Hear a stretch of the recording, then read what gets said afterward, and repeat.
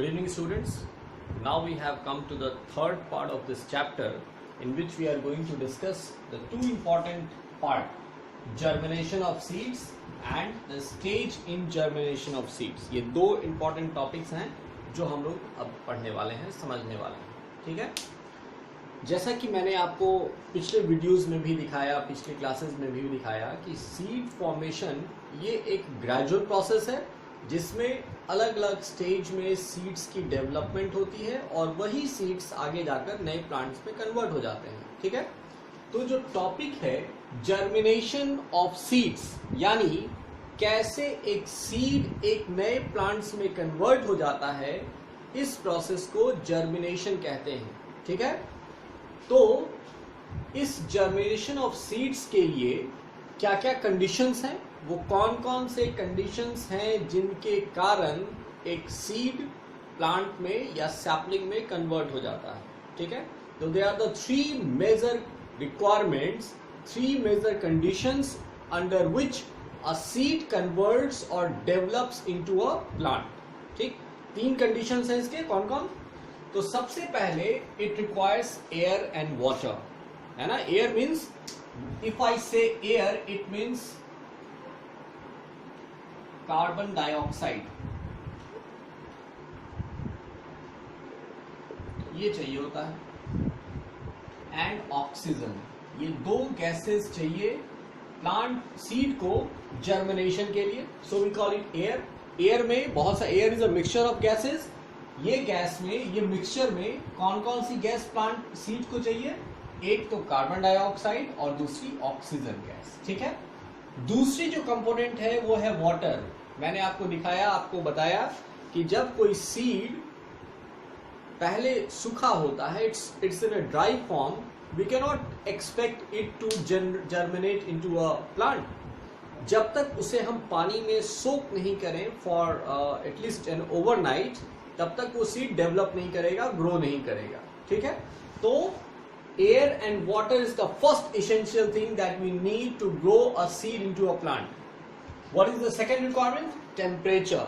This temperature must be moderate. It must not be extreme. It must not be lowest enough. It must not be high enough. ठीक है. तो normal temperature जिसे हम कहते हैं, at that temperature a seed can easily germinate. ठीक है. वैसे कुछ सीड्स ऐसे हैं जो बहुत टिपिकल कंडीशंस में भी ग्रो कर सकते हैं. Typical condition means where the season is very hot, where the climate is very cold. ऐसे कंडीशंस में भी कुछ प्लांट्स हैं जिनके सीड्स जर्मिनेट कर सकते हैं, but these are the rare plants. ये कुछ ऐसे रेयरेस्ट प्लांट हैं जो इन कंडीशंस में भी ग्रो कर सकते हैं. तो उनके सीड्स के फॉर्मेशन से नए प्लांट्स का formation, that is a typical case. But normally the temperature must be optimum, must be moderate. तो किस तरह की टेम्परेचर की जरूरत पड़ती है? मॉडरेट टेम्परेचर की जरूरत हमें पड़ती है. एक ऑप्टिमम टेम्परेचर चाहिए जिस पर कोई सीड डेवलप कर जाए. And last but not the least, sunlight and soil. ये ऐसे कंपोनेंट्स हैं जिनके बगैर हम किसी सीड के जर्मिनेशन की बात सोच ही नहीं सकते. It can be formed only when the sunlight is available, when the light is available along with the soil, because plant gets nutrients right from the soil, है ना. प्लांट को, जैसे हम फूड खाते हैं, तो फूड में हम चाहे रोटी लें, चपाती लें, राइस लें, पल्स लें, वेजिटेबल्स लें, फ्रूट्स लें, ये सब क्या है? हमारे फूड इंग्रेडिएंट्स हैं.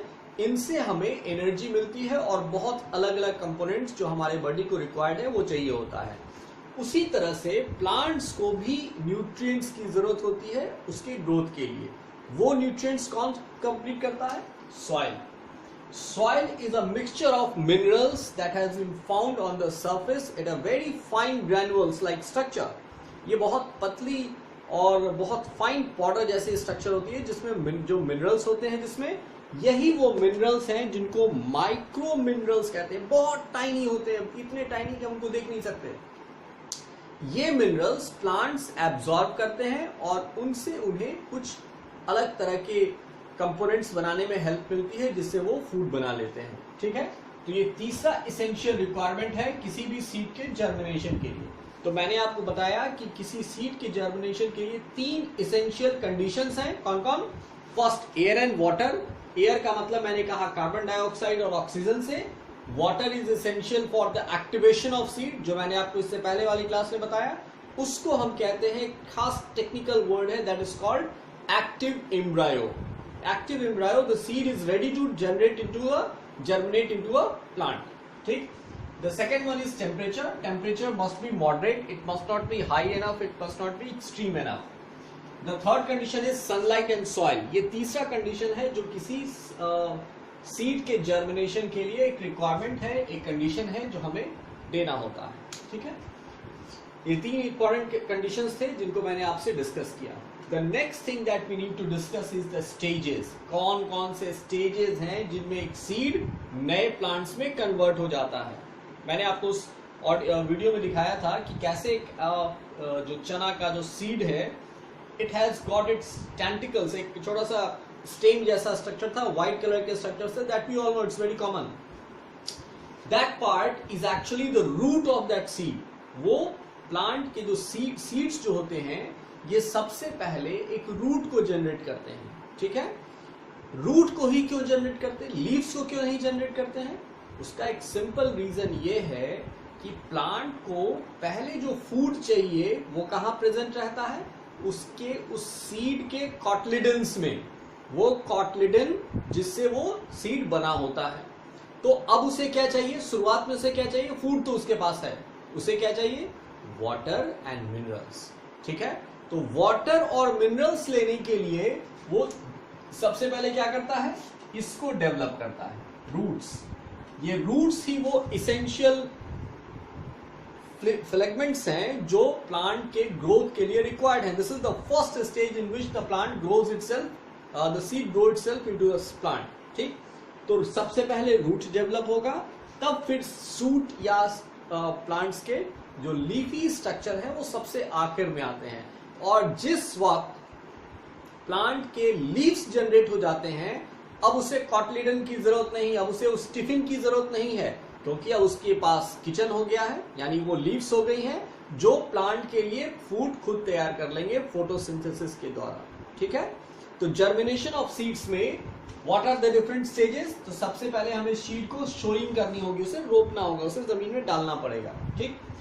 उसके बाद वो सीड कन्वर्ट हो जाएगा एक्टिव सीड्स में, जिसमें रूट इमर्ज हो जाते हैं, जो मैंने आज आपको दिखाया.